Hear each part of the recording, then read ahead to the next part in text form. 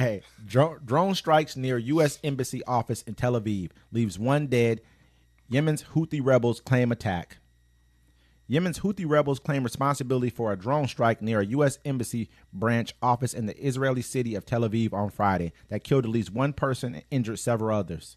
An explosion rang out in the center of the city in the early hours of Friday morning after an unmanned aerial vehicle, or a UAV, struck the area, an Israeli Defense Force official said in his news briefing on Friday. A 50-year-old man was found dead in an apartment building that appeared to have been impacted by the strike. Zaki Heller, a spokesman for the Magen David Adom, Israel's medical emergency service, said in a statement. The IDF official confirmed the death of a civilian and said at least 10 others were injured in the attack. And so they say Israeli typically receive warnings for incoming aerial attacks, but the IDF official said an alert was not issued in this case due to a human error. The way I'm reading this out, man, it almost sounds suspicious, man. Like they said a man was found dead in an apartment building that appeared to have been impacted by the strike. You know what I'm saying? Like, what did the strike kill him? No, it's like, he heard the strike. I don't want to disrespect the man either. I don't want to disrespect Israel either by saying what I'm saying. But it just. Well, I mean, like that. He could have heard the strike and had a heart attack. He could have fell over and hit his head on the desk.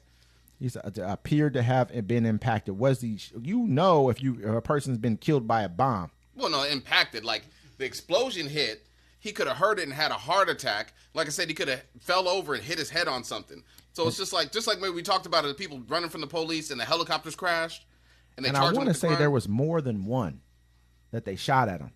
And I think they took out some of the other ones, but this one got through. And it just seems weird to me. Like your Iron Dome. I know the Houthis have come out and they said that. No, they already got past them. There was another one that I can't remember who. I think it was Yemen. No, it was Iran. They already shot. They were like, we can get past your Iron Dome. They ain't nothing no more. They shot 300 of them, man, and they didn't get past them. They had a couple. Like I think they had some debris that fell and hit the ground and killed a girl. But all I'm saying is like, it just doesn't seem. You hit Tel Aviv, but you only hit it with one drone. And then you really don't hit anything of importance. You don't hit a building of importance. I know it's all about shock and awe and terror, but the war starting to wind down. Now they can spread the war out. It's like it all like when I'm thinking. Well, I mean, right now, they're currently heavily bombing South Lebanon right now after this attack. But they have so many people are fighting right now. Mm-hmm. You don't know where it's coming. They're fighting the Palestinians who ain't fighting back. Lebanon, Syria, Yemen. But they're not. Who they're really fighting is really two different people, but it's really one.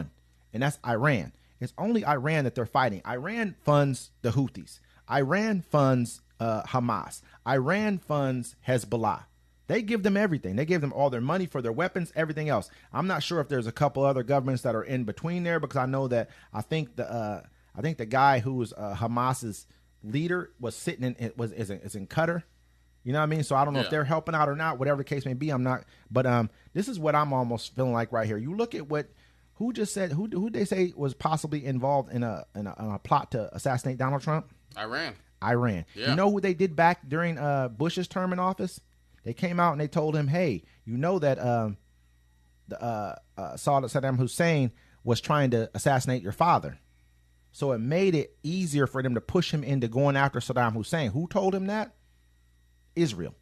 Who gave them information about Saddam Hussein having weapons of mass destruction and making them? Israel. Who told them back in the 90s that these are the countries that we need to get rid of their leaders so that Israel can be safe? Israel told them about Iraq, Iran. They the ones who came out and said this stuff. So it's like they're saying this again now about they got more information about Iran, because who's going to come into office next? Maybe Wild West Trump. You know what I mean? Like, you bring him into office and you tell him, oh, these guys tried to assassinate you. They understand how to wag the dog. They've been doing this for a long time, man. They've been wagging us for a long time. We can't keep falling for these games. Yeah. I don't believe that Iran is putting together a plot to assassinate Trump. Like, I don't think so. Maybe they are, but we all know that they can't even get rid of Israel and they're in their backyard. How they gonna get rid of Trump? You know what I mean?